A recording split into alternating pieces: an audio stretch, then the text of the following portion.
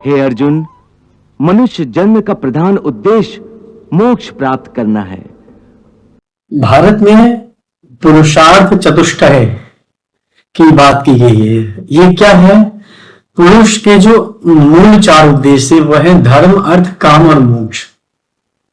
जो धर्म है हम सब जानते हैं, अर्थ पैसे से जुड़ा है, काम यानी कि संतति को बढ़ाना, और मोक्ष जो अंतिम लक्ष्य है, जो कहते हैं जिसके बाद व्यक्ति का जन्म मरण इस जीवन चक्र से छुटकारा मिल जाता है। मोक्ष एक ऐसी स्थान पर चले जाता है, ऐसी जगह चले जाता है जहां से उसका पुनः जन्म लेना या मरण होना सब उससे अलग हो जाता है, विरक्त हो जाता है। वो बात करते हैं सात जो मोक्षपुरी स्थान है, सप्त मोक्षपुरी जो स्थान है वो भारत के अंदर आते हैं, जिन्हें हम मोक्षदायिनी या सप्तपुरियां कहते हैं। अयोध्या, मथुरा, माया, काशी, कांची, त्वंतिका, पुरी, द्वारावती चैव सप्तेते मोक्षदायिका, यानी सात मोक्षपुरियां बताई गई हैं। व्यक्ति जीवन मरण के चक्र से मुक्ति पाने के लिए लाख प्रयास करता है। वो चाहता है कि किसी ना किसी तरीके से मुझे मोक्ष मिल जाए, और बहुत सारे प्रयत्न करता है, जप तप इत्यादि करता है, पूजा अनुष्ठान इत्यादि करता है, कई सारी क्रियाएं करता है अलग अलग तरीके की, तंत्रों के द्वारा, मंत्रों के द्वारा, शास्त्रों के द्वारा, क्रियाओं के द्वारा, ध्यान के द्वारा मोक्ष पाने की अभिलाषा रहती है उसके जीवन में। इसके बाद भी कोई भी प्राप्ति नहीं हो पाती उसे।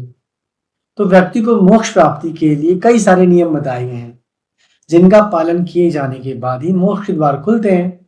ईश्वर के दर्शन कर व्यक्ति अपने द्वारा किए गए बुरे कर्मों को मुक्ति पा सकता है। उन स्थानों में 7 विशेष स्थान शामिल हैं, जिन्हें हम सप्त मोक्षपुरी कहते हैं, जिसमें हमारी बहुत सारी ऐसी मान्यताएं जुड़ी हुई हैं, जिसका वास्तविक जीवन से बहुत सारा गहन प्रभाव पड़ता है हमारे जीवन पे।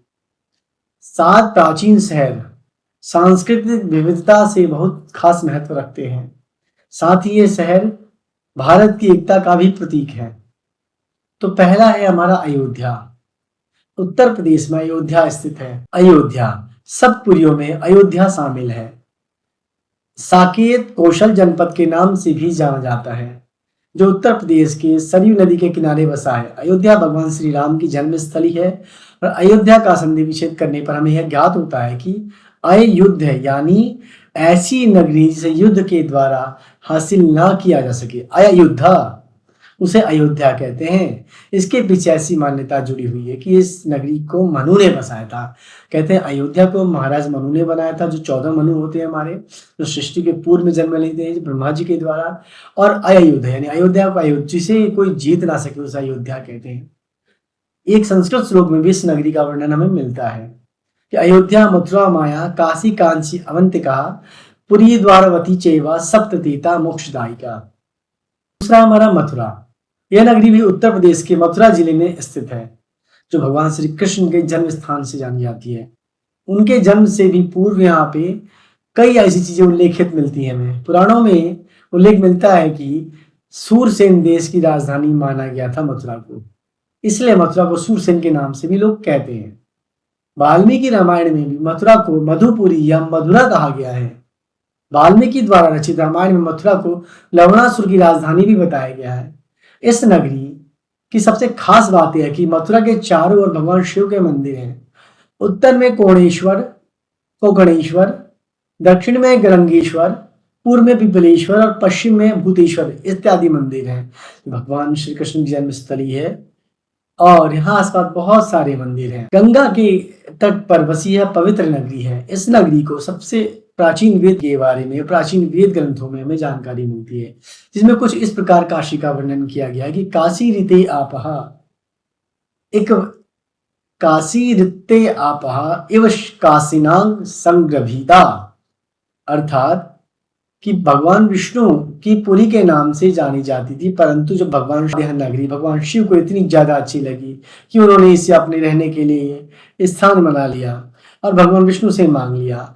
काशी में 12 ज्योतिर्लिंगों में से शामिल विश्वनाथ मंदिर भी स्थापित है। हरिद्वार सप्तपुरियों में से हरिद्वार भी एक स्थान है, क्योंकि इसी मार्ग में बद्रीनाथ और केदारनाथ का रास्ता भी आगे मिलता है। यह स्थान एक ब्रह्म स्थान है, जहां भगवान शिव और भगवान विष्णु के धाम पहुंचकर व्यक्ति अपने पापों का प्रायश्चित करता है।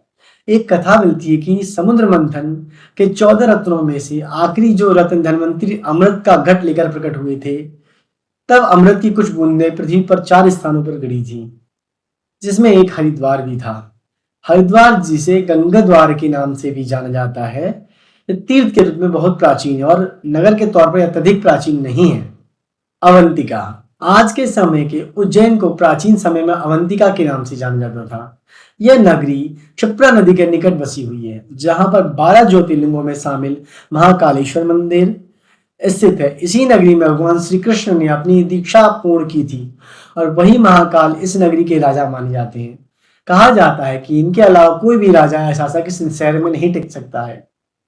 उज्जैन के सर्व प्रसिद्ध और एकमात्र राजा कहे जाने वाले महाकाल का आशीर्वाद पाने के लिए जातक लोग महाकाल के दर्शन करने जाते हैं। द्वारका, भारत के गुजरात राज्य में गोमती नदी के समीप भगवान श्री कृष्ण की कर्मभूमि कही जाने वाली द्वारका नगरी स्थित है। यह नगरी 4 धामों में अपना स्थान रखती है। साथ ही साथ भारत के सबसे प्राचीन शहरों की सूची में इसका नाम शामिल है। यह श्री कृष्ण ने सत्ता की बागडोर संभाली थी और यहीं से पांडवों के भी साथ दिया था उन्होंने। कांचीपुरम नाम से जाने वाली नगरी हिंदू धार्मिक शिक्षा के लिए खास तौर पर मानी जाती है। कांची पलार नदी के किनारे अवस्थित है। कांचीपुरम नाम से कही जाने वाली ये धार्मिक शिक्षा के लिए खास तौर पर मानी जाती है। कांची पलार नदी के निकट अवस्थित है। कांचीपुरम में कांची का अर्थ ब्रह्म, आची का अर्थ पूजा या उपासना और पुरम का अर्थ है शहर या नगरी। पुराणों में इस जगह का वर्णन इस प्रकार मिलता है कि पुष्टु नारीषु रंभा नगरेशु कांची। तो ये 7 सप्त मोक्षदायिनी पुरियां थी, जहां लोग जाते हैं अपने जीवन को धन्य बनाते हैं।